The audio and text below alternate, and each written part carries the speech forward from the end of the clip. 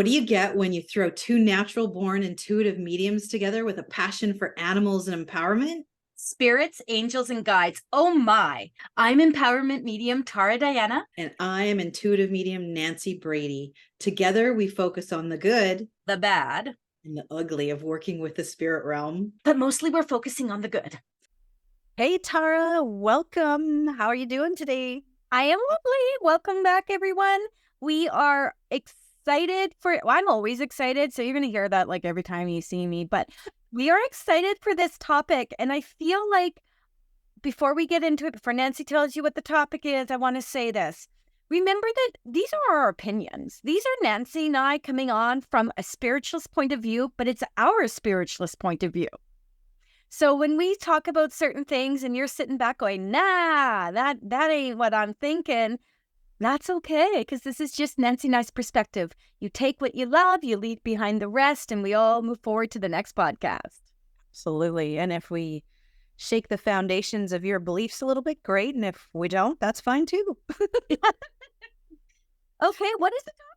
All right. Today we are talking about ghost hunting shows, rescue mediums, and what Hollywood has done to it all. Ugh. You guys thought the rabbit hole with Doreen Virtue was bad? Wait until you get me down this rabbit hole. I want to preface this with the fact that I have done paranormal investigations. I do not do paranormal investigations with all the bells and whistles. I leave that up to the Bettys and the Lyns and the Cindys of our world. I don't do any of that stuff. I don't need any of that stuff. I don't need to prove what I see, feel, or hear. I just give it. So I am not a huge fan of ghost shows and I like spooky stories. I like going into places and clearing them. But when I tell you guys what I usually find, you're all going to be mad at me. Yeah, and it's interesting because I find a lot of people who are first starting their journey into mediumship and really enhancing their psychic abilities start with ghost hunting and ghost shows. Or angel cards. Can I just say that? Can I just say that? Yeah, your turn. Start with the ghost hunting or healing, like they want to get into the energy work, or angel cards. What did you do beforehand? What made you become a medium? Oh my God, I was an angel card reader. No shade to angel card readers at all. It just seems to be kind of like a flow thing. I think it's that way, Tara, because angels are socially acceptable. When I tell people I can talk to animals, some people think that's really weird. They believe 100% I can talk to their deceased loved one, but they find it hard that I can communicate with animal energy and animals both here and past. Are you serious? Because I find that for the most part, I'm a very, very attuned to animal. I love all animals, but I find that more reassuring than if you came to me and said, yeah, I talked to Archangel Michael, even though I channel Michael too. I'd be like, oh yeah, no, you talked to my dog. Can you have a word, please? Down the bedroom. That to me would be way more powerful, but that's different perspective because I think for me doing the work I do, hence why with Ryan crossed over, it's so much easier for me. And people keep saying, I can't believe you, blah, blah, blah. That's a subject for another time, friends. And for the new listeners who don't know, Tara lost her son in 2023. And his name is Ryan. Sorry, guys. Yes. You know who Ryan is. But for me, like talking to angels is like easy, or channeling angels or getting the messages from them is easy. Talking to animals, not quite the same for me. So anyway, ghost shows. Yes. People start their journey. Tell us what you think. Oh, you know what? I love it. I'm the same as you. I love a good spooky story. When I first started my journey, a lot of my mentors like, you should never watch horror movies. It'll lower your vibration. Are you kidding? I love that stuff. Bring me on some good Insidious or, possessed shows and different things like that. That's so much fun. And I have been on my fair share of hunts as well. And I totally have an appreciation for the people who bring the equipment. I'm often so excited when you record orbs or you hear voices and stuff like that. I do feel our end result may be very similar to your, my opinion on this at the end. But I do love a good show. And I do find, though, there's different calibers and quality of people out there. Let's put it that way. Like there's one particular show, and it's a bunch of men, and they tend to like go and they tend to be triggering, and they'll say things to get reaction from the ghosts. And then there's other people. I used to love watching these two British ladies. They were called rescue mediums. They don't have a show anymore. And they would go in and they'd start off the show, and they'd go in, they'd tell the history of the house from their mediumistic energy. Okay. They would tell the people what they found in the house, and then they'd clear the house. And then they go have a glass of wine. And I just loved it. Like, it was just, wine's always good. I love wine, but it's like really about, I thought it was so cool that they could offer this service. I did find it always a bit staggering that so many spirits could be stuck. I know I'm going to open that rabbit hole for you. You ready? The rabbit hole opens when I do this. Okay. And I'm going to hand the mic. So when 9 times out of 10, when I go into someone's home that says their home needs to be cleared, I go into residual energy. So what I mean by that is I walk into someone's home and I'm like, holy shadoodles, that is a lot of built up energy from the people that lived in the home previously, from the energy from when the land was built, or when the house was built, or what was on the land before this house was built. It's usually residual energy that just builds up. It is rarely spirit. It is rarely spirit. It is usual energy. And if it is spirit, if there is spirit in there, it is not spirit that is causing any kind of commotion. It is the energy, the residual energy. Because again, in my personal view and all the work, and remember, I'm 52 years old and I have been doing this work professionally since I was like 20 something. So I have done a lot of homes. I've been on a lot of paranormal investigations with stuff, without stuff. And I'd like to preface that with, I'm lazy.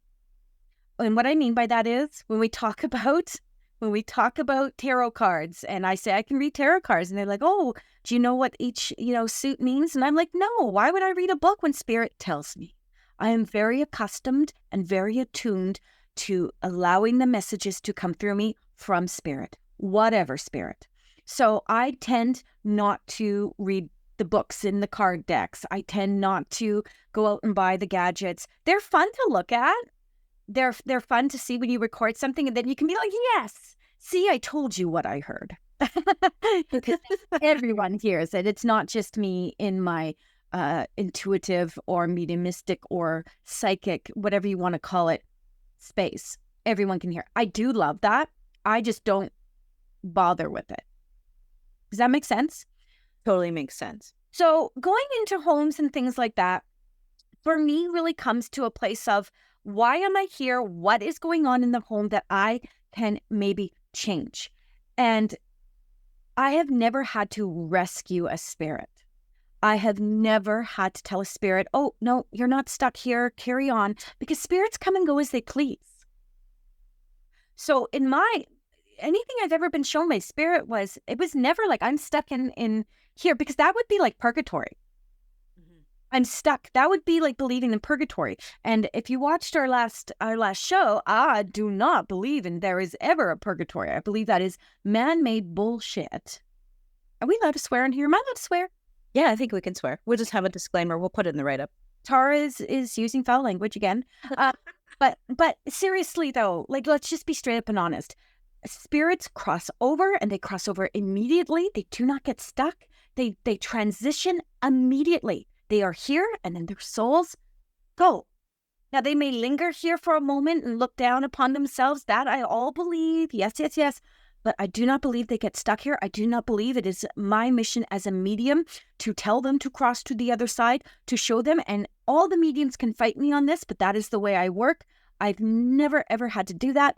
I do believe that mediums, I do believe mediums come back. I do believe spirit comes back to have a look at something, or that's how they know things that are going on. That's how they can communicate with you. I do believe in all of that. I'm going to give you a heads up. The dogs are all going to start barking in 2 minutes. But I do believe in that. I just don't believe that we have to rescue any kind of spirit.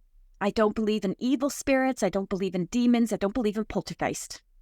I believe in a good movie, but I don't believe in any of that stuff because they've never shown it to me. We had a guy, Nancy, just quickly before I stopped talking. We had a guy, this is years ago when I was still in TNT Spiritual Wellness Connections with the lovely Tina Cleland. If you have a chance, look her up. She does great biofeedback work. When we were in that phase, we did a huge event in a big, huge dinner theater. I think there was 400 people, Nancy. And we hired someone to come in and do a talk on paranormal, and he had a screen, and he was talking about a specific place that actually is very close to my house, and I've been there 1,000 times, and there's tons of activity there for sure. For sure there is. The spirits like to come and go from that place that are associated with it. But he started talking about gargoyles shifting and changing and showing up, and I thought to myself, wow, here we go. Because I'm not here to trick anyone. My flavor is authentic. My flavor is, this is how it works. My flavor is not, do I believe in other beings? Absolutely. Do I believe in spirit, elementals and things? Absolutely. But going down the path and trying to convince people that gargoyles was shifting and changing and whatever, I couldn't buy it. And I was super disappointed I didn't vet this guy better. Oh. Right. Yeah. So, you've got to be careful what you're seeing, what you're hearing, what people are feeding you. A lot of it's entertainment, not going to lie. Same with those ghost hunting shows. And you have a little more about that, but those ghost hunting shows, they have to make it entertaining. Absolutely. 100%. And I'm going to reiterate a lot of what Tara has said, because for me, it's a lot of this, a very similar belief system. I've done this a lot. I've been in this a long time as well. I've gone on ghost hunts, and I do believe there's definitely a lot of residual energy. And what I've seen traditionally, if there is a spirit there with that residual energy, it's usually a loved one checking in on the person who's here, who's terrified of that residual energy. And so often you have to sort of, put the disclaimer to whoever's hired you that, this is so-and-so visiting you, this is residual energy. But I also want to add in, if so-and-so is scaring you when they visit you, say, I'm not ready yet. Because you are in control all the time with what is brought into your energetic field and what is removed from it. So if you're going to sit in a place of negativity, saying my house is haunted by a demonic demon, you are creating a negative residual energy that is in your house. So if Nana... You start to believe it.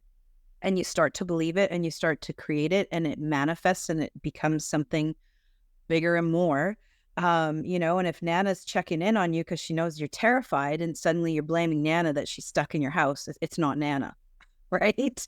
And I feel that there's a lot of places, with some of the places in the movies, like based on true stories, where people will go and they'll be like, oh, the movie was filmed here, and this is based on this or based on that.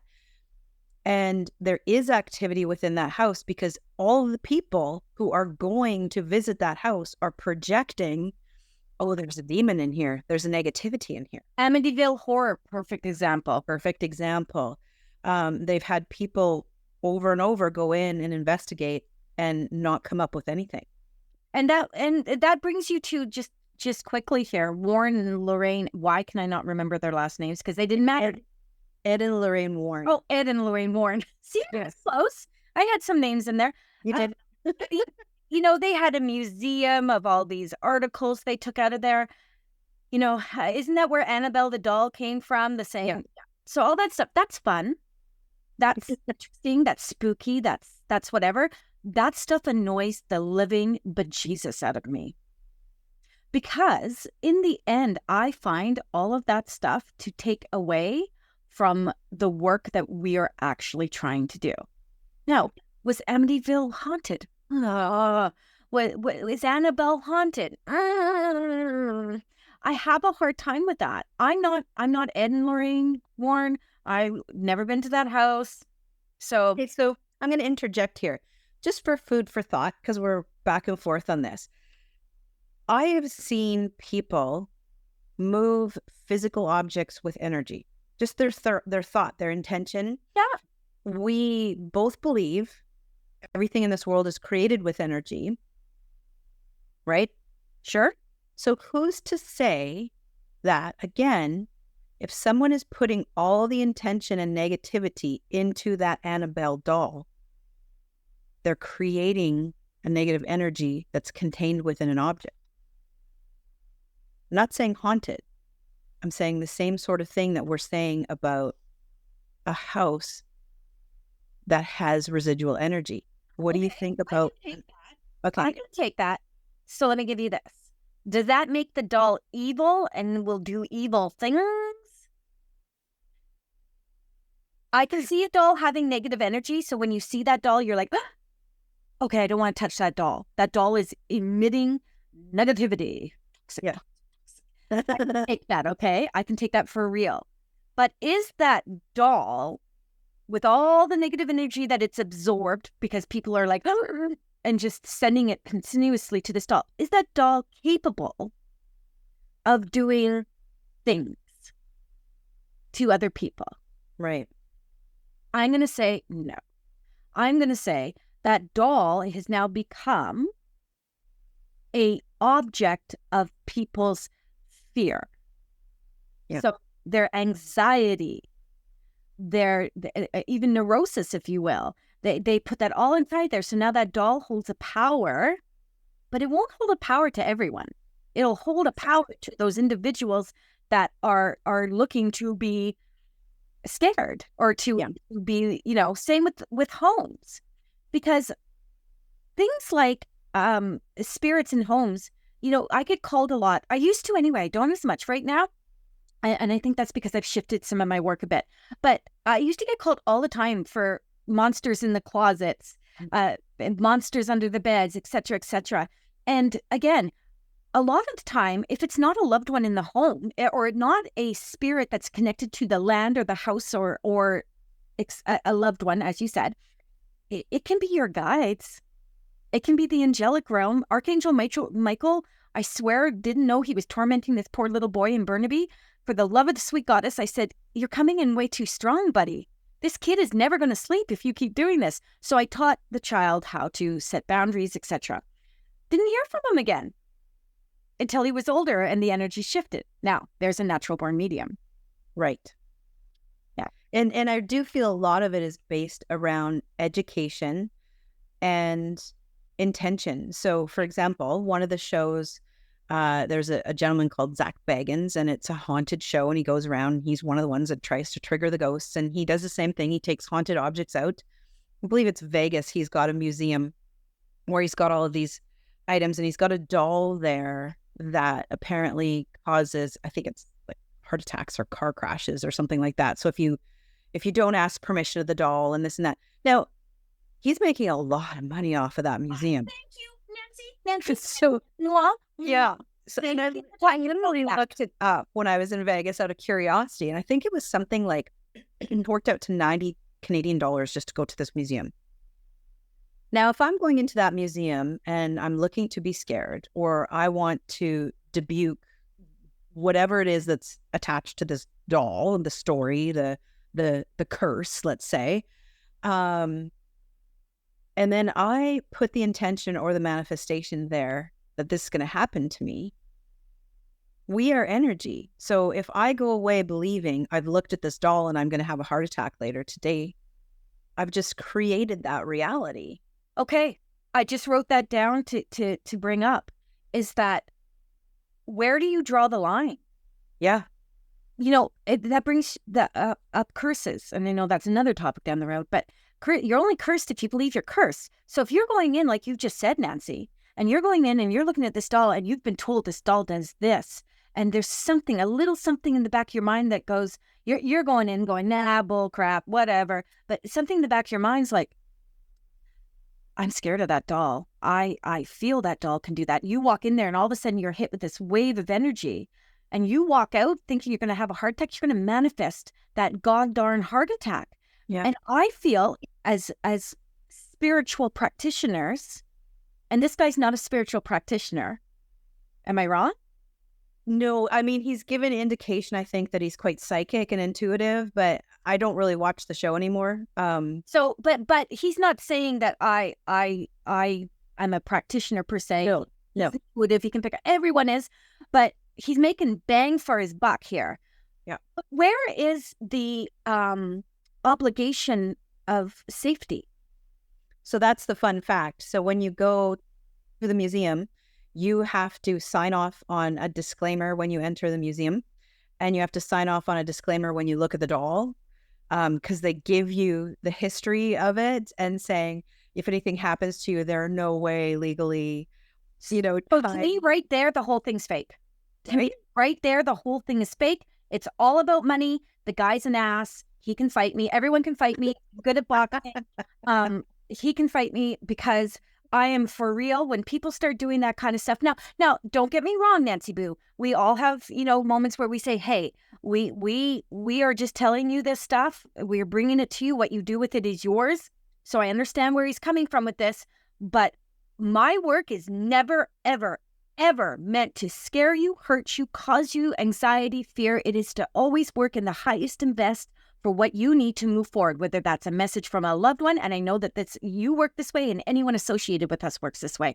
Our contract with Spirit is to be for the highest and best of the people. He's not being for the highest and best. He has opened up a trap for people with anxiousness, that people think, with people that are fearful, people that want something to blame their already pre-existing conditions on. Oh, I went and saw this. He's opening up a can of wormholes, and Lord Almighty, make all the money you want to make, dude, but don't make it on someone else's fear base. And I want to add further to that. Tara and I do a lot of teaching on the side as well. And the thing I always say to my young developing mediums, you set the rules with Spirit, right? The contract. It's a contract. Spirit is not allowed in my room when I sleep. When I first started opening up, oh my God, I never got any sleep. They were waking me up all the time. Now, 4 to 12, psychologist. That's right. And so if you say nothing negative shall be in my light, and you set yourself from the highest good and you work from love and light, you're not going to attract that negativity. There was an individual I heard at one of the churches, spiritualist church that Tara and I go to, talking about demons and talking about all of these things. And I just can't go there. I don't want to go there. I don't want to be there. I want to be in love and light and of service. So, the more that I think a person sits there and says, I'm really fascinated with, demons and this and that, they are going to create that reality around them, right? So remember, you set the rules with Spirit, you set what comes into your world energetically, and you also have the ability to set what you shut out of your world energetically. Talking about the ghost, and what you're just saying and being in control. Spirit does not control us. Spirit cannot possess us, right? Do you know that my mother, she's still with us. She's a lovely woman.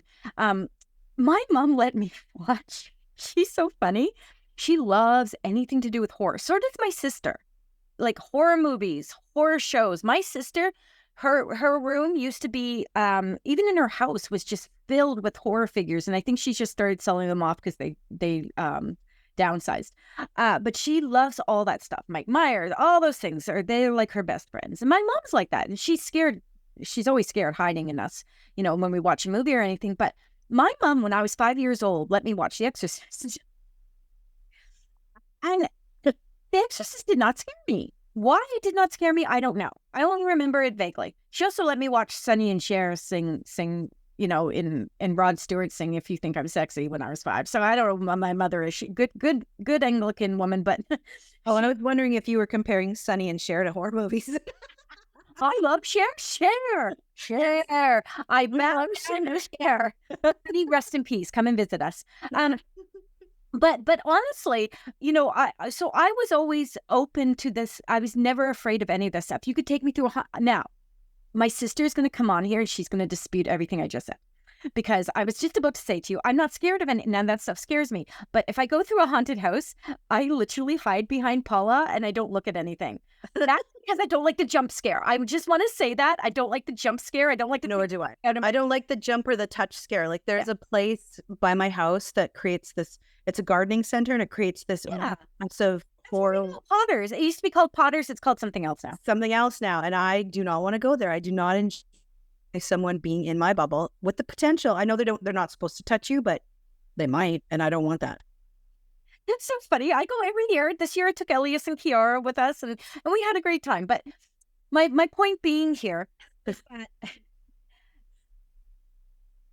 a lot of the stuff that Hollywood has subscribed to is meant for entertainment. And I think this is very, very much a valid point, Nancy, is that the medium shows, my mom's a medium, Teresa Caputo, I can't remember the name of her show, Long Island Medium.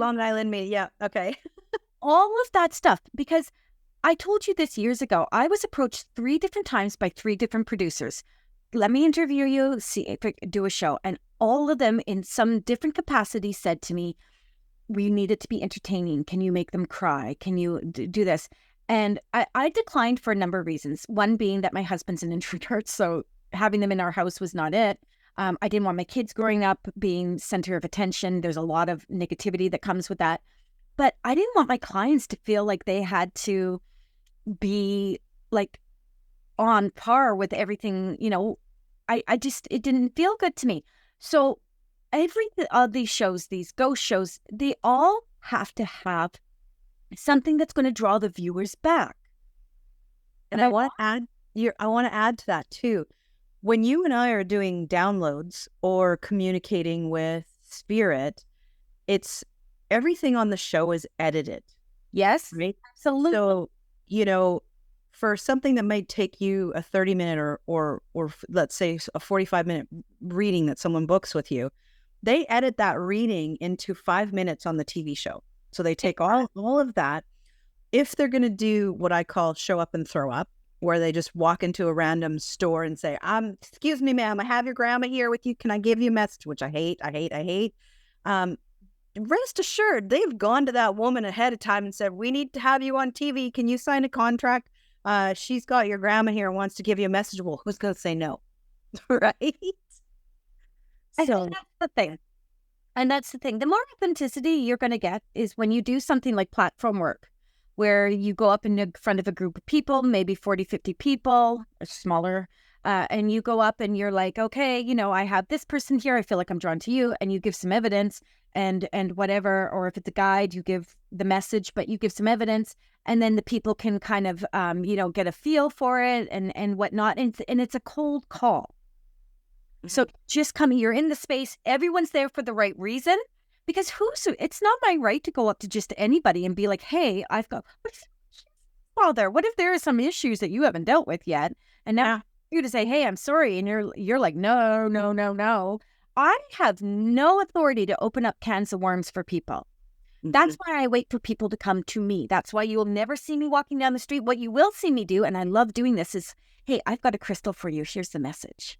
And I like doing that because I like to bring people's energies up. I'm like, this is what you need to know right now about you. I don't get into anything. I don't give a business card out. I give a crystal with a little message of what the crystal is. And I'm like, have a great day, friend. I'm not here to tell you anything about anything else because you haven't asked me to. And I'm stepping into your world. And if I don't have permission, it's disrespectful.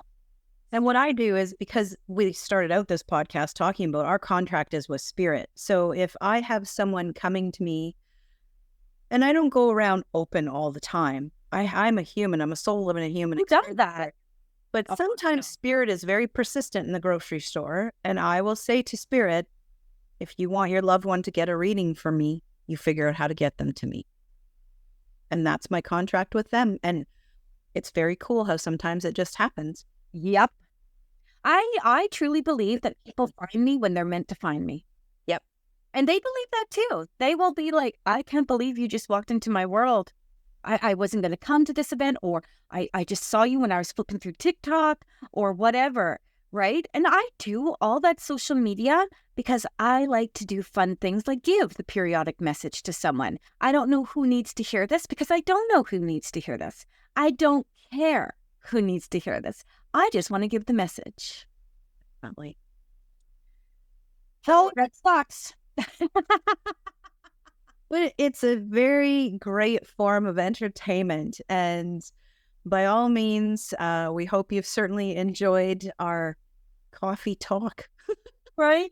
about Hollywood and shows and Just our perspective, just our thought processes, and I don't, I really, really don't judge anyone on their belief structures when it comes to this stuff. If they believe they are rescuing spirits, all the power to them. They're doing something good because their heart's in the right place. I just don't see it the same way, and they probably don't see me the same way. And that is just what it's called being unique. Yeah. And, I'm not for everyone. Everyone's not for me. And that's okay, And so I guess if anyone has a takeaway from this, I would just summarize it. I take a lot of Hollywood with a grain of salt. Straight up. Okay, sister, what's our next one coming up? What entice people to come and visit us again with? Okay, so if you guys are interested in mediumship, this is the one for you. We're going to be talking about natural born mediums versus people who have learned. Oh, everything feels like a trigger. Okay, I'm not going to purse my lips. I'm going to end this in love and light and look forward to seeing everyone in the next little bit. And hey, I want to put this out there. There are a lot of things that people ask us, a lot of questions that people ask us. And Nancy, I think that you and I should maybe answer some of those questions. Absolutely. So if you have questions for us, definitely write in. Our contact details are below. And you can reach out at Nancy Christine Brady or at spiritessence.taradiana.com.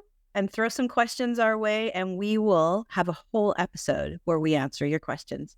Thanks for listening, everyone. We'll see you next week. Bye.